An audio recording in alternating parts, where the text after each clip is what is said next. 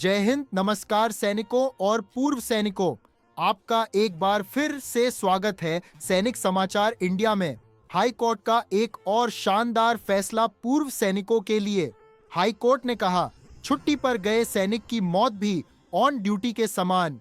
केंद्र सरकार ने इस आदेश को हाई कोर्ट में चुनौती देते हुए तर्क दिया था कि चूंकि जवान 31 दिसंबर 2022 को छुट्टी पर गए थे और 1 जनवरी 2023 को उनकी मौत हो गई थी, इसीलिए उनकी मौत ऑन ड्यूटी के समान है। अपनी मर्जी से छुट्टी पर था, इसीलिए उसकी मौत का सेवा से कोई सीधा संबंध नहीं है।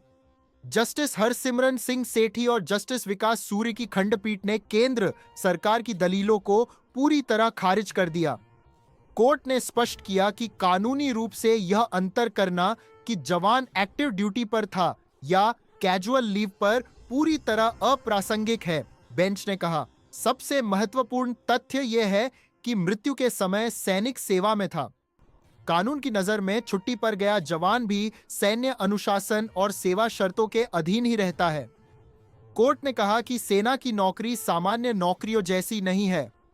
कठिन भौगोलिक परिस्थितियों में पोस्टिंग, परिवार से दूर रहना और बेहद चुनौतीपूर्ण ऑपरेशन स्थिति में जवानों में हाई ब्लड प्रेशर का कारण बनती है। यह तनाव अंततः सेरेब्रल हेमरेज जैसी जानलेवा स्थिति पैदा करता है। कोर्ट ने देखा कि सैनिक जब सेना में भर्ती हुआ था तब वह चिकित्सकीय रूप से पूरी तरह फिट था। यदि सेवा के दौरान उसे ब्लड प्रेशर जैसी समस्या हुई तो इसे उसकी सेवा परिस्थितियों से अलग नहीं किया जा सकता। केंद्र सरकार का तर्क था कि सैनिक की मृत्यु किसी सैन्य ऑपरेशन या ड्यूटी के दौरान नहीं हुई, इसलिए उनकी विधवा विशेष पेंशन की हकदार नहीं है। हालांकि हाई कोर्ट ने एएफटी के आदेश को बरकरार रखते हुए कहा कि न्यायाधिकरण का फैसला न तो तथ्यों के विपरीत है और न ही कानून के सिद्धांतों के खिलाफ। इसमें हस्तक्षेप की कोई आवश्यकता नहीं है। कोर्ट ने कहा कि सैनिक द्वारा देश की सेवा में झेला गया मानसिक और शारीरिक तनाव उसकी छुट्टी के दिनों में भी उसके साथ रहता है। भारतीय सेना में मुख्य रूप से 2 प्रकार की पारिवारिक पेंशन होती है।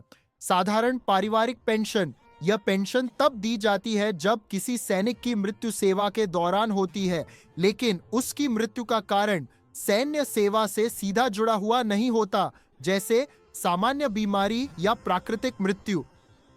यह आमतौर पर सैनिक के अंतिम वेतन का लगभग 30% हिस्सा होती है।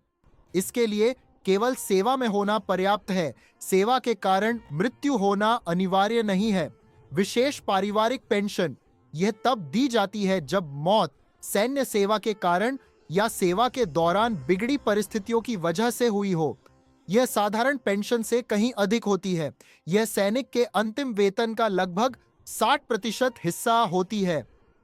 यह सम्मान और आर्थिक सुरक्षा का एक बड़ा प्रतीक है, क्योंकि यह मानती है कि जवान ने देश सेवा करते हुए अपनी जान गंवाई है।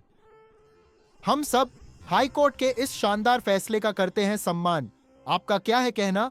कमेंट करें और वीडियो को शेयर करें। बोलो जय हिंद।